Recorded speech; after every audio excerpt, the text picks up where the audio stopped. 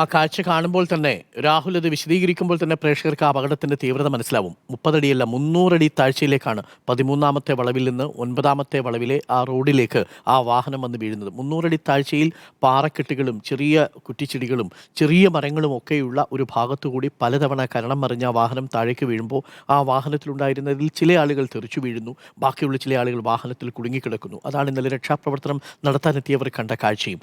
നോക്കൂ, 40 ചുരമുണ്ട്, അതിൽ 27 ചുരം ഇറങ്ങി. അത് കഴിഞ്ഞ് 28ാമത്തെ ചുരമാണ് താഴെ നിന്ന് മുകളിലേക്ക് പോയാൽ 13ാമത്തെ ചുരം എന്ന് പറയുന്നത്. ആ 27 ചുരവും ഇറങ്ങുമ്പോൾ സാധാരണ ഇത്തരം വാഹനങ്ങളിൽ ബ്രേക്ക് ലൈനറുകൾ ചൂടാവുകയും ആ ബ്രേക്ക് നിയന്ത്രണം നഷ്ടപ്പെടാനുള്ള സാധ്യതയുമുണ്ട്. അതുകൊണ്ട് എപ്പോഴും ടോപ്പ് ഗിയറിൽ നമ്മൾ കുട്ടി ഗിയറിൽ മാത്രമേ ഇറങ്ങാൻ പാടുള്ളൂ എന്നെപ്പോഴും നമ്മൾ പറയുന്നത് അതുകൊണ്ടാണ്. ആ സമയത്ത് ചില ആളുകളൊക്കെ എക്സ്പീരിയൻസ്ഡ് ഡ്രൈവർമാരാണെങ്കിൽ ഇത്തരം വളവുകൾ തിരിഞ്ഞു വരുമ്പോൾ അവരുടെ കൈ ചിലപ്പോൾ ഈ ഹാൻഡ് ബ്രേക്കിൽ കൂടി വെച്ചിട്ടുണ്ടാവും. കാര്യം ചിലപ്പോൾ കാലുകൊണ്ട് ചവിട്ടി നിൽക്കണമെന്നില്ല ആ സാഹചര്യങ്ങളിൽ. അപ്പോൾ അങ്ങനെ ഒരു അപകടം കൂടി അവർ പ്രതീക്ഷിച്ചാണ് പോകുക. പ്രത്യേകിച്ച് ഇത്തരം ഹെയർ പിന്നുകൾ, ഷാർപ്പ് ഹെയർ പിന്നുകളുണ്ട്. ഇതിൽ 9ാമത്തെ വളവ് ഷാർപ്പാണ്, 13ാമത്തെ അത്ര ഷാർപ്പ് അല്ലെങ്കിൽ പോലും. പക്ഷേ ഏതെങ്കിലും തരത്തിൽ വാഹനത്തിൽ അല്പം ഒന്ന് വേഗത കൂടുകയോ ഒന്ന് തിരികെ ചവിട്ടുമ്പോൾ ചിലപ്പോൾ ആദ്യത്തെ ചവിട്ടിൽ ചിലപ്പോൾ കിട്ടിയെന്ന് വരില്ല. അതും ആയിരിക്കാം ഒരു പക്ഷേ കാരണം. കാര്യം 27 ഹെയർ പിന്നുകൾ ഇറങ്ങിക്കഴിഞ്ഞു. അപ്പോൾ അതുകൊണ്ട് തന്നെ ബ്രേക്ക് ലൈനർ നന്നായിട്ട് ബ്രേക്ക് ഹീറ്റായിട്ടുണ്ടാവും. ആ സമയത്തൊരു പക്ഷേ ബ്രേക്ക് അപ്ലൈ ചെയ്താൽ പിടിച്ചാൽ കിട്ടിയിട്ടുണ്ടാവില്ല. അതുകൊണ്ടാണ് അതിൽ രക്ഷപ്പെട്ട ഒരു കുട്ടി പറയുന്നുണ്ട്, ഡ്രൈവർ ആ സമയത്ത് 13ാമത്തെ ചുരം ഇറങ്ങുന്ന സമയത്ത് ആയോ എന്ന് പറയുന്ന ഒരു ശബ്ദം മാത്രമേ കേട്ടുള്ളൂ എന്നാണ്. അത് കഴിഞ്ഞാൽ പിന്നീട് ഈ വണ്ടി പറക്കുന്നത് പോലെ ഒരു ഫീലായിരുന്നു എന്നുള്ളതാണ്. എന്ന് പറഞ്ഞാൽ അത്രയും അടി താഴ്ചയിലേക്കാണ്. അപ്പോൾ അത് പിന്നീട് പാറയിൽ തട്ടുന്നു, കരണം മറിയുന്നു, വണ്ടി ആകെ തകരുന്നു, അതിൽ പലർക്കും ജീവൻ നഷ്ടപ്പെടുന്നു. അതാണ് അവിടെ യഥാർത്ഥത്തിൽ സംഭവിച്ചത്. അവർ കൊണ്ടുവന്ന ഭക്ഷണ സാധനങ്ങൾ, അവർ കൊണ്ടുവന്ന വസ്ത്രങ്ങൾ, അവരുടെ പാട്ടിന് വേണ്ടി കൊണ്ടുവന്നിരിക്കുന്ന അതിൻ്റെ സ്പീക്കറുകൾ, അതിൻ്റെ ചില ഭാഗങ്ങൾ, വണ്ടിയുടെ തന്നെ ഹെഡ്ലൈറ്റ്, ഇതൊക്കെ അവിടെ ഇങ്ങനെ ചിതറിക്കിടക്കുന്നത് പ്രേക്ഷകർക്ക് കാണാം. ഇന്നലെ രാവിലെ ഒരു പക്ഷേ ഒരു പാക്കേജ് ട്രിപ്പിൽ പോകുമ്പോൾ എല്ലാവിധ ക്രമീകരണങ്ങളും, രാവിലെയുള്ള ബ്രേക്ക്ഫാസ്റ്റ്, ഉച്ചയ്ക്കുള്ള ലഞ്ച് ഒരുക്കാനുള്ള സംവിധാനം, ഇതൊക്കെ ഒരു പക്ഷേ ഉണ്ടാവും. ലഞ്ച് ഒരു പക്ഷേ അവിടെ വാൾപ്പാറയിൽ ഏതെങ്കിലും ഒരു മനോഹരമായ സ്പോട്ടിലിരുന്നായിരിക്കും ഒരുപക്ഷെ കഴിച്ചിട്ടുണ്ടാവുക.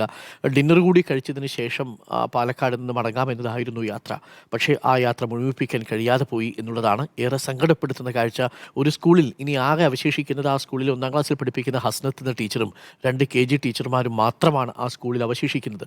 ആ സ്കൂളിലെ ബാക്കിയുള്ള മുഴുവൻ ആളുകളും ഈ യാത്രയ്ക്കൊപ്പം പോയി. ആ സ്കൂളിനോട് മാത്രമല്ല, ഷക്കിനെ പോലെ GUP സ്കൂളിലേക്ക് ട്രാൻസ്ഫറായി പോയ ടീച്ചർ അടക്കമാണ് ഈ യാത്രയിൽ പങ്കാളികളായത്. ഇതിലേറെ ആ നാടിനെക്കുറിച്ച് പറയാൻ ഒരൊറ്റ വാചകമല്ലേ ഉള്ളൂ. ആരെയും ഒഴിവാക്കി നിർത്താത്ത ഒരു നാടാണ്.